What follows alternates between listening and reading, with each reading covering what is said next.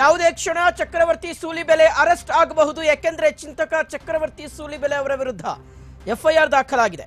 ಮಂಗಳೂರಿನ ಉಳ್ಳಾಲದಲ್ಲಿ FIR ದಾಖಲಾಗಿರುವಂತದ್ದು love ಜಿಹಾದ್ ಬಗ್ಗೆ ಸೂಲಿಬೆಲೆ ಅವರು ಒಂದು ಹೇಳಿಕೆಯನ್ನು ಕೊಟ್ಟಿರ್ತಾರೆ. ಈ ಒಂದು ಹೇಳಿಕೆಗೆ ಸಂಬಂಧಪಟ್ಟಂತೆ ಇದೀಗ ಎಫ್ಐಆರ್ ದಾಖಲಾಗಿದೆ.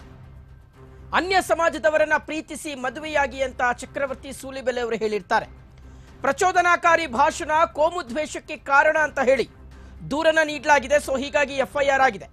ಕಾಂಗ್ರೆಸ್ ಮುಖಂಡ ರಶೀದ್ ಉಳ್ಳಾಲ ಅವರು ಕೊಟ್ಟಿರ್ತಕ್ಕಂಥ ದೂರಿನ ಆಧಾರದ ಮೇಲೆ ಎಫ್ಐಆರ್ ಆಗಿದೆ. ವೀಕ್ಷಕರೇ, ಆ ಎಫ್ಐಆರ್ ಪ್ರತಿಯನ್ನು ಗಮನಿಸ್ತಾ ಇದ್ದೀರಾ. ಚಕ್ರವರ್ತಿ ಸೂಲಿಬೆಲೆ ವಿರುದ್ಧ ಉಳ್ಳಾಲ ಠಾಣೆಯಲ್ಲಿ ಎಫ್ಐಆರ್ ದಾಖಲಾಗಿದೆ. ಸೊ ಹೀಗಾಗಿ ಚಕ್ರವರ್ತಿ ಸೂಲಿಬೆಲೆ ಅವರ ಬಂಧನಕ್ಕೆ ಪೊಲೀಸ್ ಟೀಮ್ ಈಗ ಸಿದ್ಧತೆಯನ್ನ ಮಾಡ್ಕೊಳ್ತಾ ಇದೆ.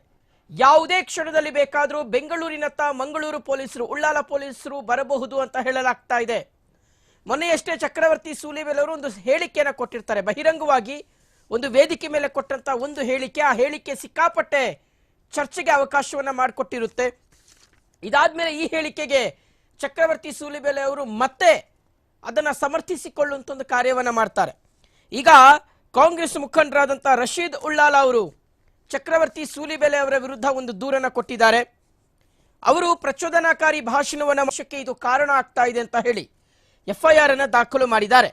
ಸೊ ಹೀಗಾಗಿ ಉಳ್ಳಾಲ ಪೊಲೀಸ್ ಠಾಣೆಯಲ್ಲಿ ದಾಖಲಾಗಿರ್ತಕ್ಕಂಥ ಎಫ್ಐಆರ್ಗೆ ಸಂಬಂಧಪಟ್ಟಂತೆ ಚಕ್ರವರ್ತಿ ಸೂಲಿಬೆಲೆ ಅವರನ್ನ ಯಾವುದೇ ಸಂದರ್ಭದಲ್ಲಿ ಬೇಕಾದರೂ ಮಂಗಳೂರು ಪೊಲೀಸರು ಅರೆಸ್ಟ್ ಮಾಡಬಹುದು. ಸೊ ಹೀಗಾಗಿ ಅವರು ಬೆಂಗಳೂರಿಗೆ ಬರ್ತಾ ಇದ್ದಾರೆ ಅಂತ ಮಾಹಿತಿ ಸಿಗ್ತಾ ಇದೆ. ಸೊ ಚಕ್ರವರ್ತಿ ಸೂಲಿಬೆಲೆ ಅವರು ಮೊನ್ನೆ ಏನು ಹೇಳಿದ್ರು ಅಂದ್ರೆ, ಮತಾಂತರ ಅಂತ ಬಡಿದಾಡಿದ್ದು ಸಾಕು, ಈಗ ಹಿಂದೂ ಧರ್ಮಕ್ಕೆ ಗರ್ವಾಪ್ಸಿ ಮಾಡೋ ಬಗ್ಗೆ ಮಾತಾಡಿ. ಎಲ್ಲಿಯವರೆಗೆ ಲವ್ ಜಿಹಾದ್ ಮತಾಂತರದ ಬಗ್ಗೆ ಮಾತನಾಡೋದು?